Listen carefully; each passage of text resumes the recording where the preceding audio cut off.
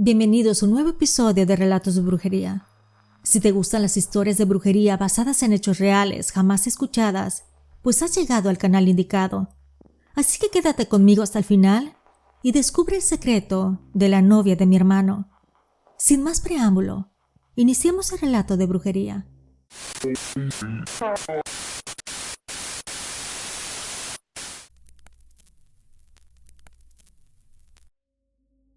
No sé en qué momento comenzó a cambiar mi hermano.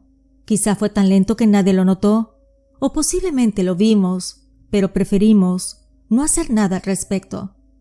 Lo cierto es que cuando ella llegó a su vida, algo en la casa empezó a sentirse distinto, aunque al principio nadie lo hubiera llamado oscuridad. Mi hermano siempre había sido alegre, era un hombre de esos que hacían ruido al vivir. Trabajaba en un taller mecánico en la colonia Miraflores, y aunque el trabajo era pesado y los días largos, siempre encontraba tiempo para venir a cenar a la casa. Llegaba cansado, con las manos llenas de grasa y el ánimo intacto. Y así fue durante muchos años hasta que ella apareció. Su nombre era Mariana, pero nadie la llamaba así. Todos le decían Mar. Cuando la conocí, no pensé en nada malo de ella. Al contrario, me cayó muy bien.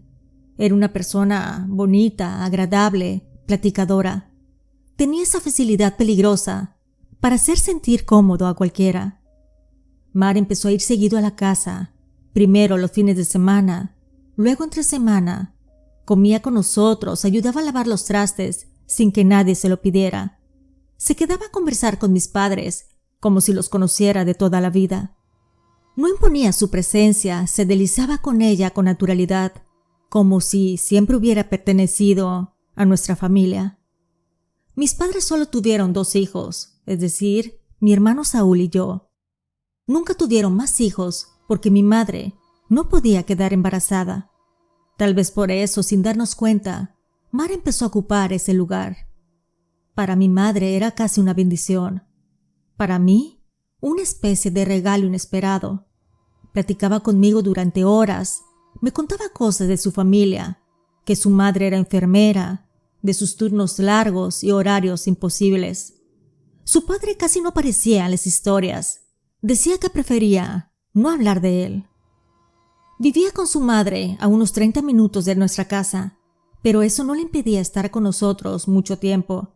Habían días en que llegaba desde las 4 y se quedaba hasta que Saúl salía del taller cerca de las 7 de la noche. Decía que aquí se sentía tranquila, que le gustaba el ambiente, que con nosotros podía respirar. Poco a poco Mar dejó de pedir permiso. Simplemente llegaba, se instalaba, ayudaba y sonreía. Con el paso de los meses, mi hermano habló con mis padres. Les dijo que Mar vendría a vivir con él a la casa. No fue una imposición, lo dijo con cuidado, como si ya lo hubiera decidido, pero quisiera tener su autorización.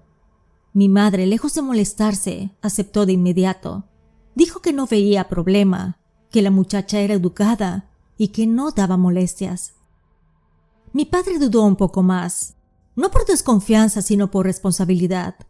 Al final dijo que estaba bien, siempre y cuando Saúl aportara para la comida de Mar. Nada más eso. No impusieron reglas. No hubieron advertencias. Saúl tenía 21 años y Mar 23. Eran jóvenes, sí, pero parecían estar seguros de lo que querían. El día que Mar se mudó, trajo pocas cosas. Una maleta pequeña, una mochila y una sonrisa en el rostro. Mi madre le acomodó un espacio en el closet de mi hermano, como si siempre hubiera estado previsto. Esa noche cenamos todos juntos, y sentía que así debería de ser.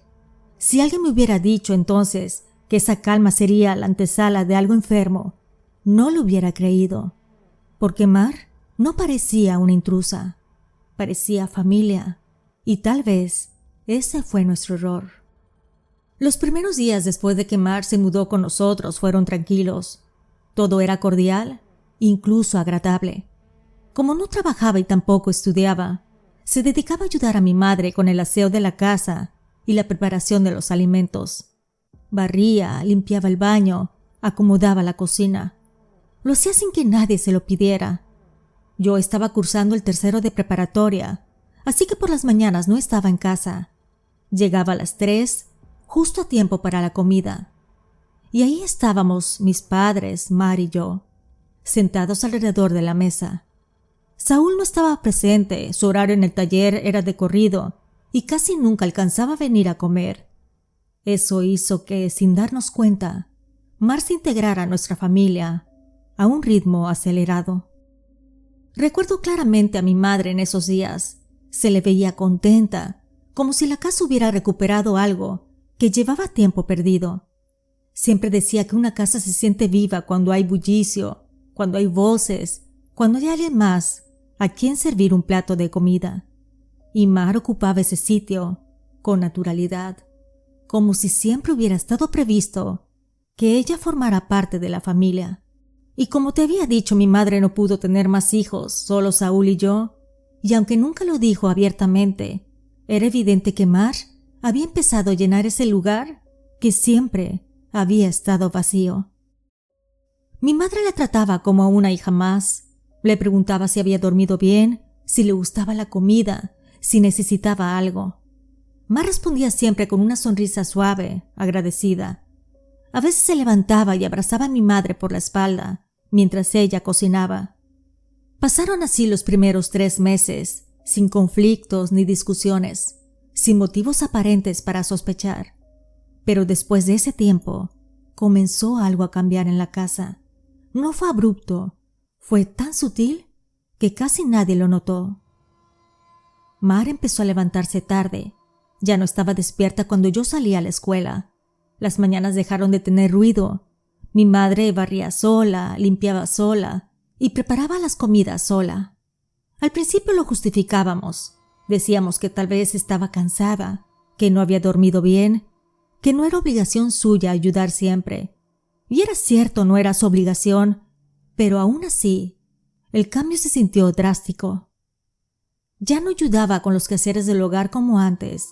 De vez en cuando lavaba los trastes de la cocina, pero lo hacía sin ganas, como cumpliendo un favor, y no como antes cuando parecía hacerlo con gusto. A veces dejaba las cosas a medias, otras simplemente no las hacía. Lo curioso era que no parecía flojera, parecía otra cosa que no sabíamos catalogar. Mar comenzó a pasar más tiempo encerrada en su cuarto, con Saúl. Cuando él llegaba del trabajo, simplemente entraba con ella. Antes se quedaban en la sala viendo la televisión con mis padres, platicando. Ahora apenas saludaban y se metían a su cuarto. La puerta se cerraba y el resto de la casa quedaba en silencio. Mi madre intentaba no decir nada. Seguía sirviendo la cena, esperando a que salieran. A veces no lo hacían y comían solos cuando terminábamos de cenar. Y así, poco a poco, mi hermano Saúl también comenzó a cambiar. Llegaba más cansado, más callado, se sentaba a la mesa sin hambre, comía rápido o simplemente decía que ya había cenado en el taller. Ya no se quedaba a platicar conmigo ni con mis padres. Se levantaba y se iba al cuarto, donde Mar lo estaba esperando. Empecé a notar pequeños detalles que antes no estaban. Un olor extraño en el cuarto de mi hermano y Mar, una mezcla pesada entre incienso, perfume dulce y tabaco rancio. No era un aroma constante, aparecía y desaparecía. Al mismo tiempo los platos de la cocina comenzaron a faltar. Primero uno y luego otro más. Mi madre pensó que tal vez estaban mal acomodados o guardados en otro sitio. Pero con los días la ausencia se volvió evidente. Un sábado mi madre me pidió ayuda para limpiar la casa y buscar las piezas faltantes. Mi hermano y Mar habían salido a ver a la madre de Mar, así que la casa estaba completamente en silencio. Aproveché para entrar al cuarto con cuidado, casi con culpa, como si estuviera cruzando un límite invisible. Apenas abrí el ropero, el olor me golpeó de lleno. No era solo desagradable, era húmedo, putrefacto, como si algo que no debía estar ahí estuviera guardado. En el fondo del ropero, escondido contra la pared, había un plato con restos de comida. Aquella estaba negra, endurecida, como si llevara días o quizás semanas. Seguí buscando y más al fondo había una taza. Adentro estaba un líquido espeso, maloliente y de color café. Sentí náuseas. Tomé todo con cuidado y le llevé a la cocina para mostrárselo a mi madre. Ella se quedó en silencio mirando los objetos como si no pudiera entender cómo habían llegado ahí. Esa noche, cuando mi hermano y Ma regresaron, les preguntamos directamente.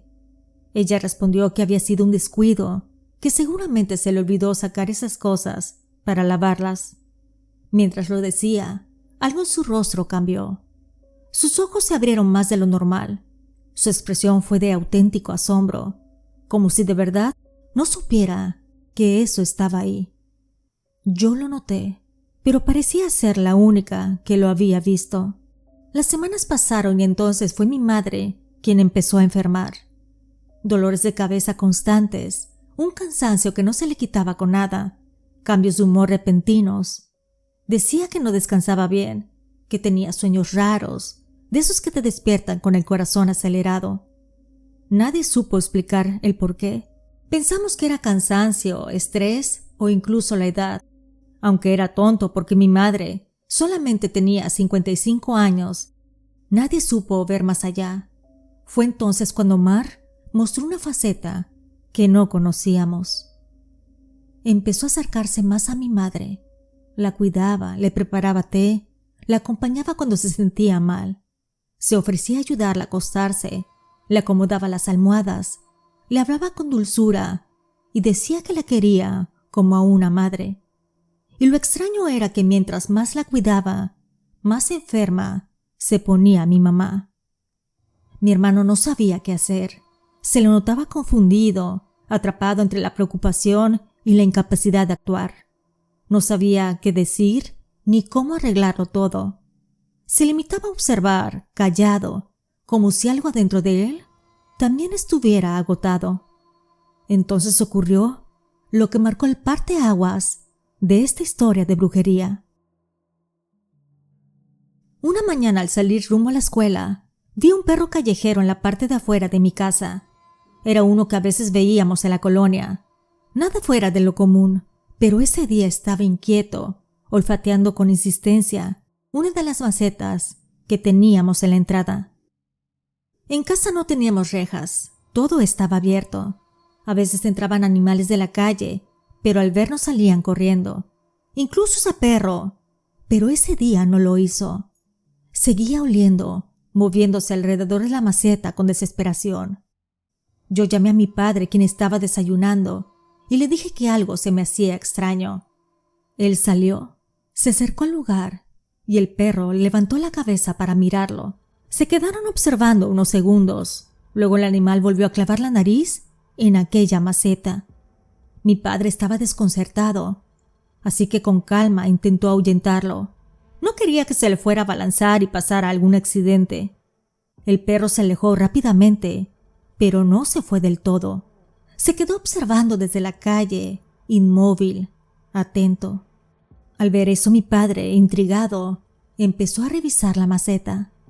Notó de inmediato que la tierra estaba removida, así que me pidió una pala de jardinería, de esas que mi madre usa para sus plantas.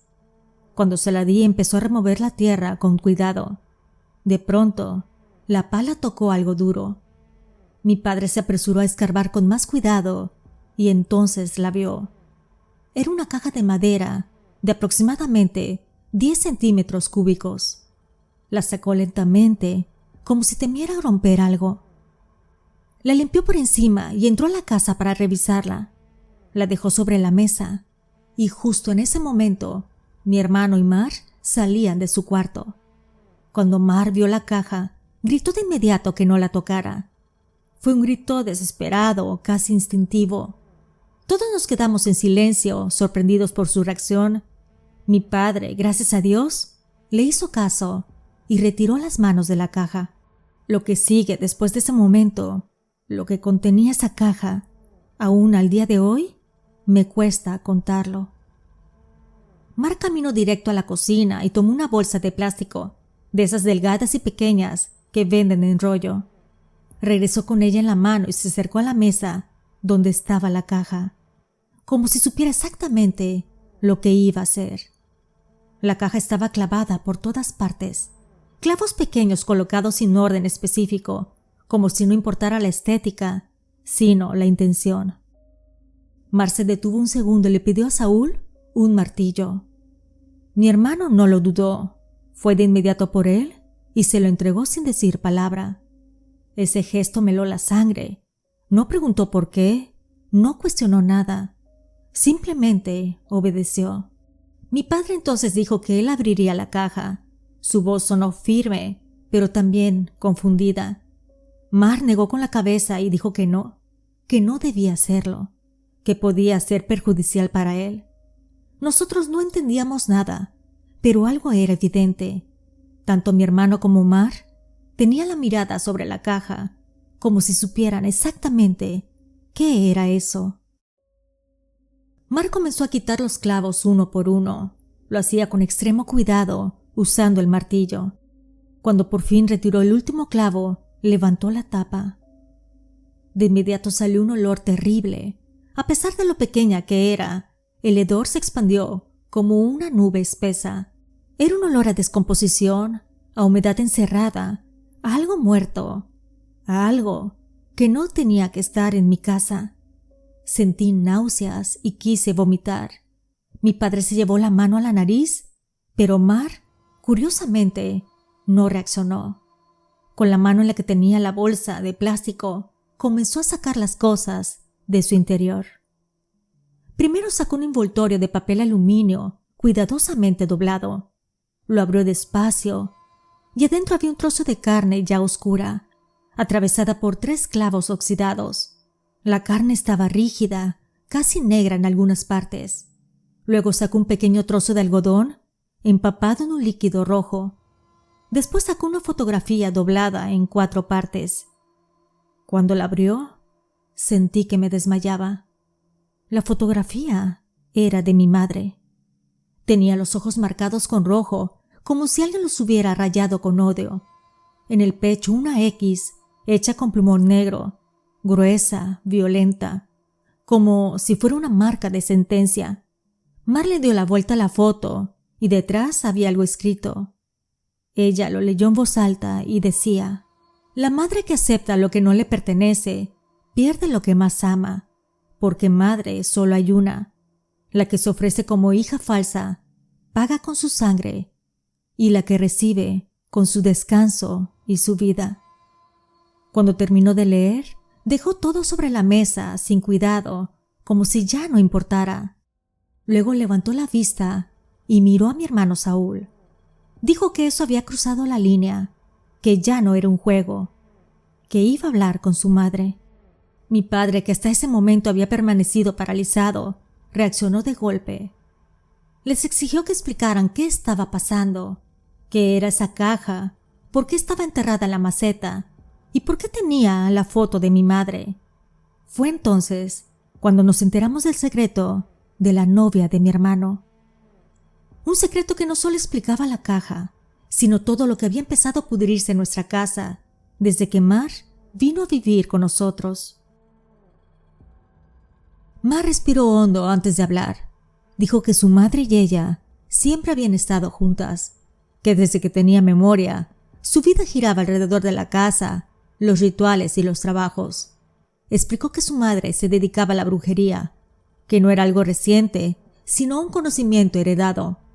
Su abuela lo había aprendido de su madre, y así de generación tras generación, como una herencia que no se podía rechazar. Dijo que desde niña estuvo involucrada en todo lo que tenía que ver con hechicería, no como espectadora, sino como parte activa, que su madre le enseñaba a preparar trabajos, a reconocer energías, a sentir presencias, que con el paso de los años entendieron que Mar tenía dones más fuertes que los de su propia madre. Eso, lejos de protegerla, la condenó. Su madre empezó a obligarla a hacer los trabajos que requerían más gasto de energía, los más pesados, los más peligrosos, que no todos podían manejar ese tipo de energías, y Mar, con su ayuda, sí podía. Decía que lo hacía sin cuestionar, porque había crecido creyendo que era su deber, que por esa razón solo llegó a estudiar la secundaria. que su madre no era enfermera como nos había dicho, sino que trabajaba junto a su abuela, haciendo trabajos de brujería para otras personas. Luego miró a Saúl y dijo que cuando se conocieron ella le dijo la verdad, que no le ocultó quién era ni a qué se dedicaba, y que aún así él decidió quedarse con ella. Mi hermano bajó la mirada y no lo negó. Mar explicó que su madre nunca estuvo de acuerdo en la relación. Decía que una bruja debía estar sola, que tenía que mantener la mente y la energía enfocadas por completo, que enamorarse era una distracción peligrosa, que la brujería podía pasar a segundo plano y debilitarse. Que fue por esa razón que decidieron que Mar se fuera a vivir a mi casa, para alejarse de su madre, para intentar tener una vida distinta. Pero esa mujer no lo permitía. Mar dijo que desde que se mudó comenzaron los ataques, que por eso Saúl empezó a cambiar, a sentirse cansado, confundido, y que ella también se sentía vigilada, perseguida y cansada, como si su madre nunca hubiera dejado de estar cerca. Al ver que no lograba separarlos, su mamá decidió ir más lejos. Decidió meterse con mi madre. Mar dijo que eso fue lo que más le dolió, que su madre le tenía coraje porque había notado el cariño genuino que mi madre le tenía, porque la trataba como a una hija. Decía que madre solo hay una, y que ese vínculo que Mar había creado con mi madre le resultaba insoportable. Por eso cuando mi madre empezó a enfermar, Mar se acercó más a ella. La cuidaba, la atendía, intentaba protegerla como podía, pero decía que su madre y su abuela eran demasiado fuertes juntas, que no entendía cómo había logrado traspasar las protecciones que ella misma había puesto. Hasta que vio la caja, ahí entonces fue cuando lo entendió todo. Dijo que ese trabajo no estaba solo enterrado ahí, que seguramente había otra parte de aquel trabajo en un cementerio, en una iglesia o en un lugar mucho peor, que esa caja solo era una extensión, un anclaje. Aseguró que tenía que hablar con su madre, que tenía que pedirle que quitara el trabajo antes de que fuera demasiado tarde. Saúl no dijo nada, solo tomó a Mar del brazo y salieron de la casa. Mi padre quiso detenerlos, pero ya era tarde. Mi padre no fue a trabajar ese día, se reportó enfermo, y yo tampoco fui a la escuela. Mi madre seguía en cama, pero cuando despertó, le contamos todo lo sucedido, con cuidado para que no se asustara. Sin embargo, ella no se alteró, solo tomó su rosario y comenzó a rezar con mucha fe. Cuando Saúl y Mar regresaron, ya era cerca de las 4 de la tarde. Llegaron sucios, agotados, con el rostro marcado por algo más que el cansancio físico. Se sentaron a la mesa con hambre, yo les serví de comer y mientras lo hacían, nos contaron lo sucedido. Dijeron que al llegar a la casa de la madre de Mar, ella y la abuela estaban ahí, esperándolos. Todo parecía haber sido calculado desde antes. Mar habló con ellas y les pidió que dejaran en paz a mi madre, que no se metieran más con nosotros, que si realmente querían seguir formando parte de su vida, debían permitirle ser feliz. Durante años había hecho todo lo que pedían, sin cuestionar, sin oponerse, incluso sacrificando su educación y su juventud. La respuesta fue cruel. La madre le dejó claro que si elegía quedarse con Saúl, debía olvidarse de ellas para siempre, que no habría madre ni abuela, que el amor era una distracción peligrosa. Mar, aún así, intentó mantener un puente. Habló de futuros nietos, de presencia, de familia. Fue entonces cuando la mujer malvada de su abuela, sin corazón aparente, le dio una maldición. Que mientras ella y Saúl estuvieran juntos, nunca tendrían hijos. La única forma de romper la maldición era que Mar regresara con su madre. Tendría un hijo, pero jamás volvería a estar con mi hermano. Mar aceptó el trato, renunció a los hijos, pero exigió que sanaran a mi madre. Ella no era culpable de nada. Entonces la madre reveló dónde estaba enterrada la otra parte del trabajo. No era un lugar cualquiera, Era un sitio conocido por todos los que se dedican al esoterismo, famoso precisamente por eso, por ser un lugar abierto, sin puertas ni delimitaciones, con tumbas antiguas, y en general se decía que era un lugar donde se enterraban trabajos para jamás ser encontrados. Viajaron en autobús, llegaron al punto indicado, desenterraron la brujería y Mar hizo lo que sabía hacer mejor. Mi madre comenzó a mejorar en los días siguientes. No fue de inmediato, pero sí constante. Recuperó el color, el apetito, la fuerza, y nunca volvió a enfermar de algo similar. Con el tiempo la vida siguió. Saúl y Mar se quedaron a vivir en la casa de mis padres. Se casaron por el civil, pero no por la iglesia. Han pasado 15 años desde entonces. No tuvieron hijos. Mi madre sigue bien. Yo me casé, me fui a otra ciudad a vivir con mi esposo y tengo 3 hijos.